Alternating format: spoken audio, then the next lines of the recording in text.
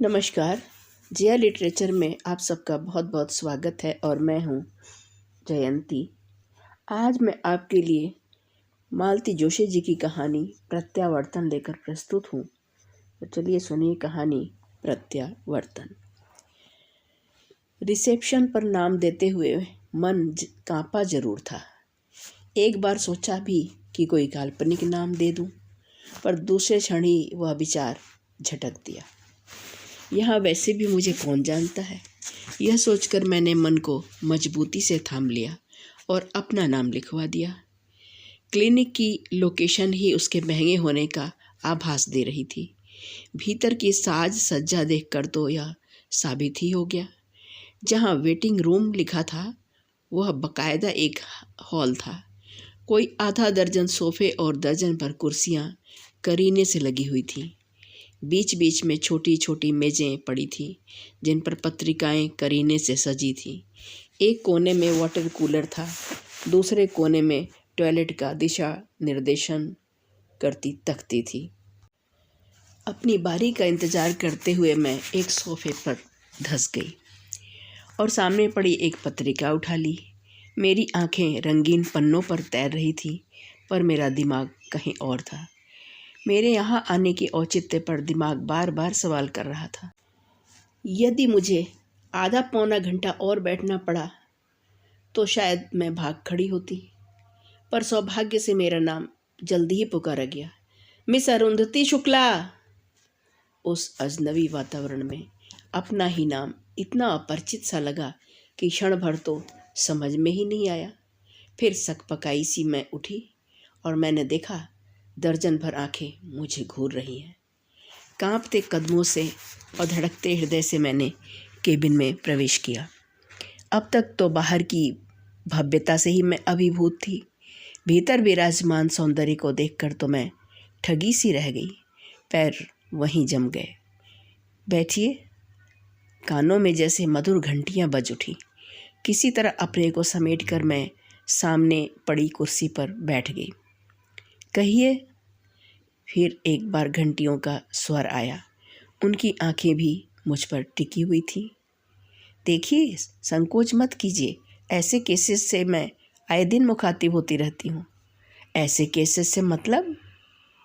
कोई अनमैरिड महिला जब गायनोकोलॉजिस्ट के पास आती है तो ओह नो, मैं एकदम चौंकी। अब समझ में आया कि बाहर वे 2 दर्जन आंखें मुझे घूर क्यों रही थी। मिस अरुंधति शुक्ला ने उनकी जिज्ञासा जगा दी थी। सॉरी, वैसी कोई बात नहीं है। मैं यहाँ पेशेंट की हैसियत से नहीं आई हूँ। दरअसल आपसे प्रश्न पूछने हैं। आप पत्रकार हैं? नहीं, हिंदी की प्रोफेसर हूँ मैं। फिर उन्होंने प्रश्नार्थक नज़रों से मुझे देखा। दरअसल मैं यह पूछना चाह रही थी कि आपकी शादी क्यों टूटी थी। उन्होंने घूर कर मेरी ओर देखा। मुझे डर हुआ कि वे कहीं आया को बुलाकर मुझे बाहर का रास्ता न दिखा दे। इसलिए मैंने तुरंत अपनी बात स्पष्ट करते हुए कहा, मैं जानती हूँ कि यह बहुत पर्सनल प्रश्न है और मैं आपको इसका उत्तर देने के लिए बाध्य नहीं कर सकती। फिर भी अगर आप मेरी जिज्ञासा शांत कर सके तो बहुत कृपा होगी। कारण जान सकती हूँ? मेरे लिए वहाँ से प्रस्ताव आया है। अब उन्होंने मुझे ध्यान से देखा। मैंने कहा, इस समय मेरी उम्र 34 वर्ष है। इतना बड़ा जुआ खेलने से पहले जानना चाहती हूँ कि आप ये बाजी क्यों और कैसे हारी। मेरी बात सुनकर उनके चेहरे का तनाव कुछ कम हुआ। वे धीरे से हंसकर बोली, मैं इसे बाजी हारना नहीं कहती। It was a successful retreat. मैं कुछ समझी नहीं। उन्होंने समझाने की कोशिश भी नहीं की। बोली, देखिए, ये मेरे काम का समय है। बाहर बैठे पेशेंट्स अपनी बारी का इंतज़ार कर रहे हैं। आप अगर 2 बजे तक रुक सकती हैं तो तफसील से बातें होंगी। तब तक आप चाहे तो थोड़ा घूम आए या वेटिंग रूम में आराम करें। हम लोग ठीक 2 बजे मिलते हैं।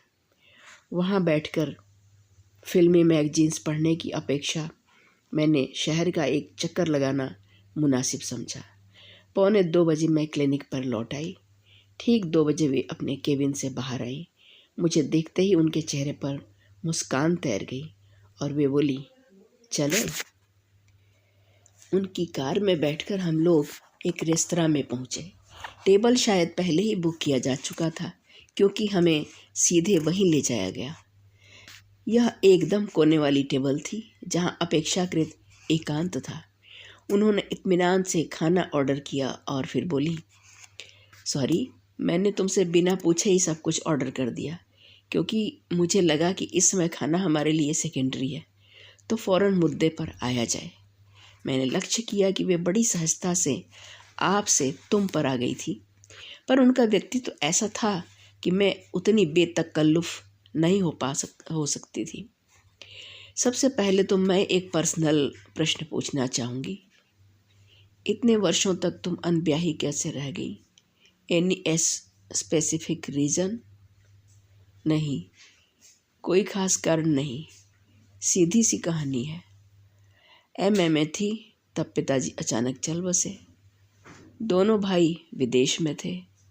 वे सब परिवार आए और रस्में निपटाकर लौट गए। यह तय हुआ कि एमए के बाद मेरी शादी कर दी जाएगी।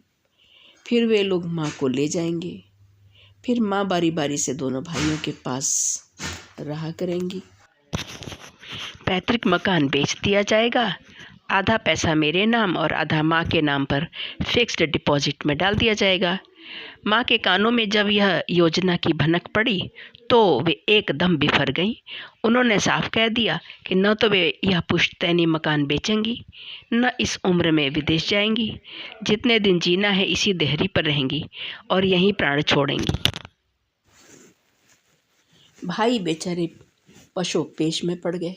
मैंने उन्हें आश्वस्त किया कि मैं माँ के पास बनी रहूँगी, उनके रहते शादी नहीं करूँगी। इस बीच मेरी पीएचडी भी हो गई। मुझे गवर्नमेंट कॉलेज में नौकरी भी मिल गई। भाई लोग भी यथाशक्ति भेजते ही रहते हैं। ज़िंदगी ठीक ठाक गुजर रही थी, पर अचानक माँ को मेरी शादी की चिंता होने लगी। कहती हैं, पता नहीं कितनी ज़िंदगी लिखा कर लाई हूँ। मेरे मरने के इंतज़ार में तो तुम बुढ़ा जाओगी, फिर तुमसे शादी कौन करेगा? इन लोगों से परिचय कैसे हुआ? अभी परिचय कहाँ हुआ है। माँ के सत्संग मंडल की एक आंटी उन लोगों से परिचित है।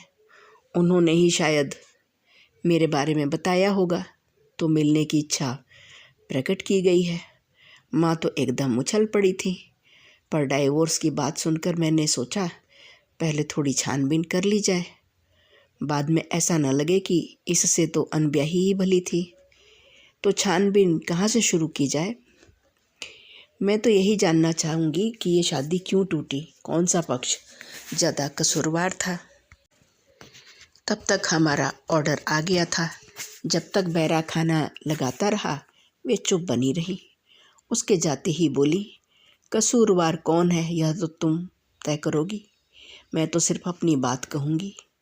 ये तो तुम हम लोगों के सरनेम से ही जान गई होंगी कि हमारी जातियाँ अलग हैं। आजकल तो ऐसी शादियाँ आम हो गई हैं। हाँ, फिर भी कुछ लोग हैं जो इन चीज़ों को महत्व देते हैं। हम दोनों के ही माँ बाप इस शादी के सख्त खिलाफ थे। अशोक के घर में तो मेरा घोर विरोध हो रहा था। मुझे गुमनाम धमकियाँ भी दी गईं। मेरा रिकॉर्ड भी खंगाला गया ताकि अगर कुछ सनसनीखेज हाथ लगे तो उसे मेरे खिलाफ प्रचारित किया जा सके। ऐसे खराब माहौल में मेरे भैया भाभी देवदूत की तरह सामने आए। भाई चट्टान की तरह मेरे साथ खड़े रहे। भाभी ने कहा, अगर सचमुच एक दूसरे से प्यार करते हो तो शादी कर लो। शुरू शुरू में थोड़ा हंगामा होगा, बाद में सब ठीक हो जाएगा। हाँ, अक्सर ऐसा होता भी है। 1-2 साल में माँ बाप पसीज जाते हैं और बच्चों को अपना लेते हैं, मैंने कहा। मेरे यहाँ तो ऐसा ही हुआ।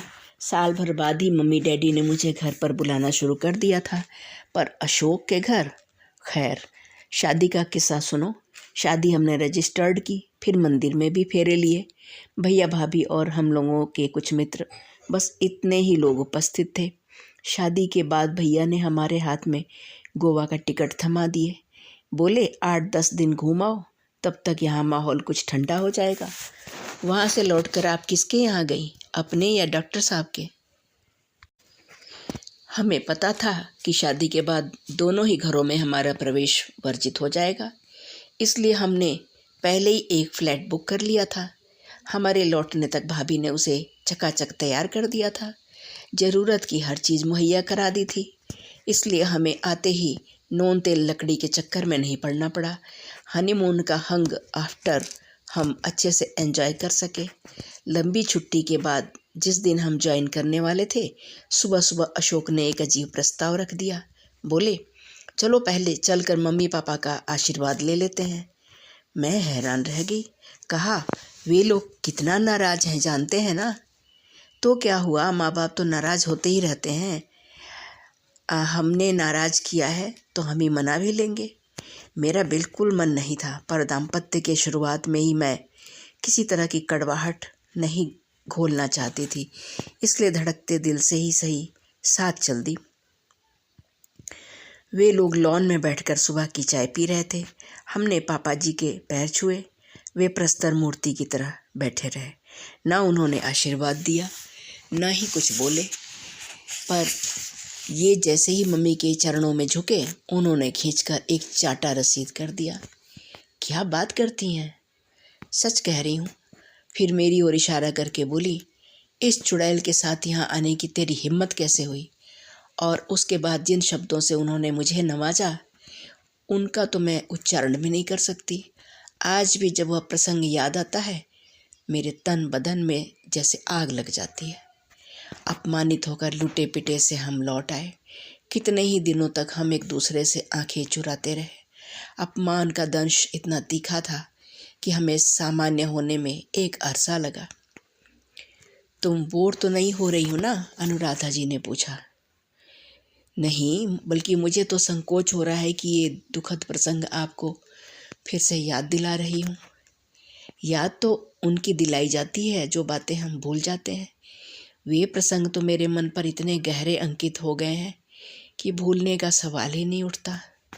बमुश्किल तमाम मैं उस घटना से उबर पाई थी, पर अशोक शायद कभी उबर ही नहीं पाए। उनके लिए यह धक्का बहुत ज़बरदस्त था। माँ के बहुत लाडले थे, इसलिए उन्हें विश्वास था कि वे सहज ही उन्हें क्षमा कर देंगी, पर इस विश्वास को ज़बरदस्त आघात पहुँचा। उससे वे एकदम विचलित हो गए। एक नया ही रूप उनका सामने आया।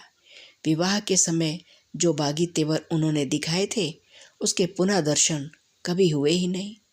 अब मेरे सामने जो व्यक्ति था, वह आत्मग्लानि से भरपूर, अपराध बोध से ग्रस्त इंसान था। बार बार कहते, मैंने मम्मी के अरमानों का कचरा कर दिया। उनका नाराज होना स्वाभाविक है। तीज त्योहार पर घर की याद से व्याकुल हो जाते, राखी पर विसूरते रहते कि 3 दिन बहनों के होते हुए भी मेरी कलाई सुनी है। संकोच के मारे मैं भी अपने भैया को राखी नहीं बांधती ताकि उन्हें बुरा न लगे। साल भर बाद मेरे माता पिता थोड़े पिघले और मेरा घर आना जाना शुरू हो गया, पर निमंत्रणों के बावजूद ये कभी मेरे घर की देहरी नहीं चढ़े। कहते, जिस दिन मेरे घर में तुम्हारा स्वागत होगा तभी मैं तुम्हारे घर जाऊंगा। फिर एक दिन खबर आई कि पापा जी को कैंसर हो गया है। ये एकदम बेचैन हो उठे। मैंने कहा, परेशान होने की क्या बात है? बेटे की हैसियत से ना सही, डॉक्टर की हैसियत से चले जाओ। जो बन पड़े सेवा करो। पर उनकी हिम्मत नहीं पड़ी। बस बार बार बिसूरते रहे कि मैं ही पापा के इस कष्ट का कारण हूँ। इस तरह अपने साथ मुझे भी कटघरे में खड़ा कर दिया। हम लोग पापा जी के स्वास्थ्य को लेकर आशंकित तो थे ही, पर अंत इतना निकट होगा यह नहीं सोचा था। एक दिन मम्मी जी का फ़ोन आ ही गया कि वे अंतिम सांसें गिन रहे हैं और तुम्हें देखना चाहते हैं। मैंने कहा, अब तो कोई दुविधा ही नहीं है, फ़ौरन चले जाओ। क्यों, तुम नहीं चलोगी? मैं? मेरे लिए तो बुलावा नहीं आया है। वे एकदम झल्ला पड़े। तुम्हारे लिए क्या अलग से निमंत्रण पत्र छपवाना पड़ेगा? उस घर में मेरा जैसा स्वागत हुआ था, याद है ना? हम लोग घर नहीं अस्पताल जा रहे हैं, और क्या ऐसे समय भी तुम अपना मान सम्मान भूल नहीं सकती? बहस करना फिजूल था, बल्कि मुझे तो डर हो गया कि अगर इस बहसबाजी में पापा जी के प्राण पखेरु उड़ गए तो अशोक तो क्या, मैं भी अपने को माफ़ नहीं कर पाऊंगी। बेमन से ही सही मुझे साथ जाना ही पड़ा। इन्होंने हौले से कमरे के द्वार पर दस्तक दी। दरवाज़ा धीरे से खुला। उस हल्की सी फाँक से मम्मी जी ने बेटे को देखा और हाथ बढ़ाकर अंक में भर लिया। बाहों में घेर कर वे उन्हें भीतर लिवा ले गई। जाते समय धीरे से दरवाज़ा ठेल गई। मैं पेशोपेश में दरवाजे पर ही खड़ी रह गई। मुझे समझ में नहीं आ रहा था कि मुझे जानबूझकर अनदेखा किया गया है या उन्होंने मुझे देखा ही नहीं था। इसी कारण भीतर जाते संकोच हो रहा था। सोच रही थी कि अभी अशोक आएंगे और मुझे कमरे में लिवा ले जाएंगे। इसी आशा में द्वार पर खड़ी रही जब तक कि मेरे पैर जाम नहीं हो गए। फिर हार कर बरामदे में पड़ी बेंच पर बैठ गई। सोच रही थी कि अशोक या तो मुझे कमरे में ले जाएं या घर जाने के लिए कह दें। इस तरह मेरा तमाशा तो ना बनाए। कमरे में आवाजाही बराबर बनी हुई थी। उन लोगों में अशोक की बहनें भी होंगी, पर उन लोगों ने मेरी ओर देखा तक नहीं। बात करना तो खैर दूर की बात थी। जब सब कुछ बर्दाश्त के बाहर हो गया तो मैं उठ खड़ी हुई। गनीमत थी कि गाड़ी की चाबियां मेरे पास थीं। आते समय ये इतने नर्वस हो रहे थे कि ड्राइव करने की हिम्मत ही नहीं थी। मैं ही गाड़ी चलाकर लाई थी। घर आकर मैंने सामान समेटा और पापा के घर आ गई। आते समय एक चिट्ठी छोड़ आई थी। आज पक्का एहसास हो गया है कि तुम मेरे कभी नहीं हो सकते। आज से मैंने तुम्हें आज़ाद किया। डाइवोर्स पेपर्स पर जब चाहो आकर साइन ले लेना। उन्होंने आपको मनाने की कोशिश नहीं की? नहीं, जिंदगी में उन्होंने एक ही बार हिम्मत दिखाई थी, जब घर वालों की मर्जी के खिलाफ शादी की थी। वह स्पार्क फिर कभी नज़र नहीं आया। अब तो पिता की मृत्यु के लिए भी वे खुद को ही जिम्मेदार मान रहे हैं और शायद जिंदगी भर प्रायश्चित करते रहेंगे। कहानी ख़त्म हो गई थी और लंच भी। मेरा दिमाग एकदम सुन्न हो गया था और एक असहज मौन हम दोनों के बीच पसर गया था। बैरा प्लेटें उठाकर ले गया। फिंगर बाउल्स में हमारे हाथ भी धुल गए। फिर उन्होंने पूछा, आइसक्रीम तो लोगी ना? और मेरे कुछ कहने से पहले ही ऑर्डर दे दिया। एक पर्सनल बात पूछूं? मैंने डरते डरते कहा। वे हंस दी। इतनी देर से हम क्या राजनीति पर चर्चा कर रहे थे? नहीं, यह बात जरा ज़्यादा पर्सनल है। आप लोगों की शादी कोई 3-3.5 साल तो चली होगी। 38 months टू बी प्रिसाइज। तो आप लोगों ने बेबी के लिए नहीं सोचा? नहीं, हम लोग ठीक से सेटल नहीं हो पा रहे थे, मेंटली भी और प्रोफेशनली भी, इसलिए बच्चे की प्लानिंग टलती ही रही। अब सोचती हूँ यह एक तरह से अच्छा ही हुआ। बच्चा होता तो इतनी आसानी से सब कुछ छोड़ नहीं पाती शायद। It was a blessing in disguise. मेरे मन में बड़ी दुविधा है। आपका तो प्रेम विवाह था, फिर भी नहीं चला। यहाँ तो प्रेम व्रेम का कोई चक्कर ही नहीं है। मैं आपकी तरह सुंदर भी नहीं हूँ। कैसे निभेगी? खूब निभेगी। तुम्हारे पास 2 प्लस पॉइंट्स हैं। एक तो तुम उनकी सजाती हो, दूसरे थ्रू प्रॉपर चैनल गृह प्रवेश करोगी। एक बात और, डॉक्टर लोग अक्सर जीवन साथी के रूप में डॉक्टर ही चुनते हैं। कहते हैं इससे आपसी समझ बनी रहती है। मुझ जैसी हिंदी वाली के साथ वे तालमेल कैसे बिठाएंगे? तुम्हारा सबसे प्लस पॉइंट तो यही है कि तुम डॉक्टर नहीं हो। माताश्री की लेडी डॉक्टर्स के बारे में जो राय है, मैं माताश्री के बारे में नहीं सोच रही थी, बल्कि अब से तो तुम्हें माताजी के बारे में ही सोचना है, क्योंकि वे ही पूरे परिवार के लिए सोचती हैं। बाकी सबके दिमाग कुंद जो हो गए हैं। मानसिक रूप से ऐसा पंगु परिवार तुमने दूसरा नहीं देखा होगा। Any more questions? अब और क्या पूछूं? आपने तो मेरे सारे प्रश्नों का पर ही प्रश्न चिन्ह लगा दिया। अब आप ही बताइए, मुझे क्या निर्णय लेना चाहिए? It is your life baby, पर जो भी निर्णय लो सोच समझ कर लो। यह मत सोचो कि मैं तुम्हें बरगला रही हूँ या इसमें मेरा कोई स्वार्थ है। तुम इतनी दूर से चलकर मेरे पास आई, बड़े अपनेपन से, बड़े विश्वास के साथ तुमने मुझसे कुछ पूछा तो सच बोलना मेरा फर्ज था। बेरा बिल लेकर आ गया था। टिप के साथ बिल की रकम अदा करते हुए वे उठ खड़ी हुई। चलें? तुम्हें कहाँ छोड़ना होगा? कार स्टार्ट करते हुए उन्होंने पूछा। वहीं जहाँ से चले थे। मतलब? उन्होंने प्रश्नार्थक नज़रों से मेरी ओर देखा। हम दोनों की नज़रें मिली और उन्हें जैसे सब कुछ समझ में आ गया। फिर एक हंसी का दौरा सा हम पर पड़ा और सारी धुंध छट गई। मन एकदम हल्का हो गया। अभी आप सुन रहे थे कहानी प्रत्यावर्तन। लेखिका थी मालती जोशी और स्वर मेरा यानी जयंती त्यागी का। कहानी सुनने के लिए आपका बहुत बहुत धन्यवाद।